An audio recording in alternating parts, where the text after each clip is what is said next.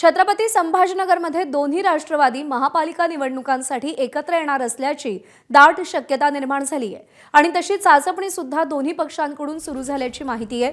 दोन्ही राष्ट्रवादीच्या शहराध्यक्षांनी एक गुप्त बैठकही नुकतीच घेतली। या गुप्त बैठकीचे एक्सक्लुझिव्ह फोटोज एबीपी माझाच्या हाती लागले।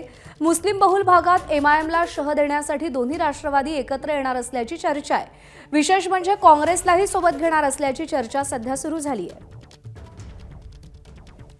कृष्णा केंडे आपल्याला या सगळ्या संदर्भात अधिक अपडेट देतील। कृष्णा, या बैठकीला नेमकं कोण कोण होतं आणि काय नवा फॉर्म्युला उदयाला येऊ शकतो आणि त्याचे संभाजीनगरात काय परिणाम होतील?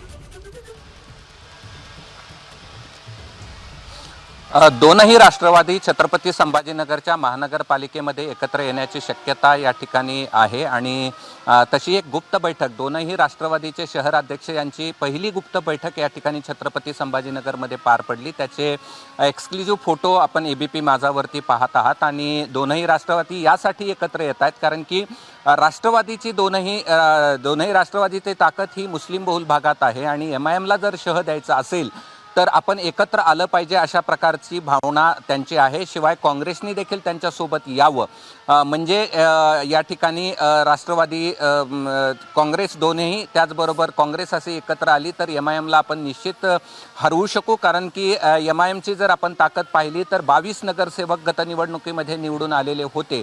त्यामुळे मुस्लिम बहुल भागामध्ये पूर्वी जिथं काँग्रेस आणि राष्ट्रवादीचे नगरसेवक निवडून यायचे तिथं एमआयएमची एंट्री झाल्यानंतर एमआयएम निवडून यायला लागलं आणि त्यामुळेच हा एक नवा फॉर्म्युला छत्रपती संभाजीनगरच्या महानगरपालिकेमध्ये निर्माण होण्याची शक्यता या ठिकाणी व्यक्त केली जात आहे।